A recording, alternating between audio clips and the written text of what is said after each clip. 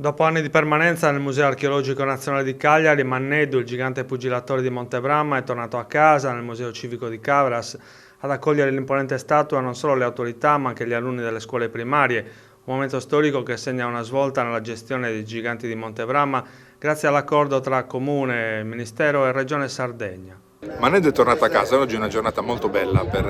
il paese di Cabras, per la Fondazione Montebramma e per tutto il territorio. Si completa la prima parte di una riunificazione del complesso statuario monumentale di Montebramma, ma soprattutto si dà un senso simbolico alla collaborazione tra l'ente locale, il Ministero e la Regione Autonoma della Sardegna, che è sublimata dalla presenza di questi enti all'interno della Fondazione. È un giorno simbolico anche perché abbiamo avuto i ragazzi e le ragazze di Cabras protagonisti di questa bella cerimonia. Questa è una tappa molto significativa perché determina un punto di arrivo,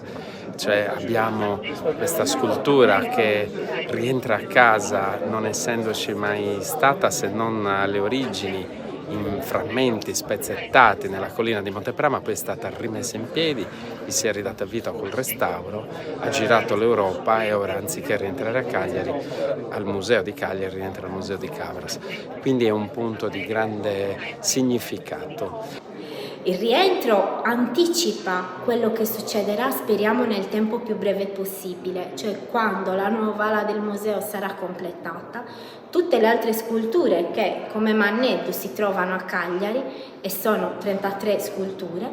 rientreranno qui a Cabras in un allestimento unico, finalmente pensato esclusivamente su misura per loro, e sarà possibile ammirarli tutti insieme.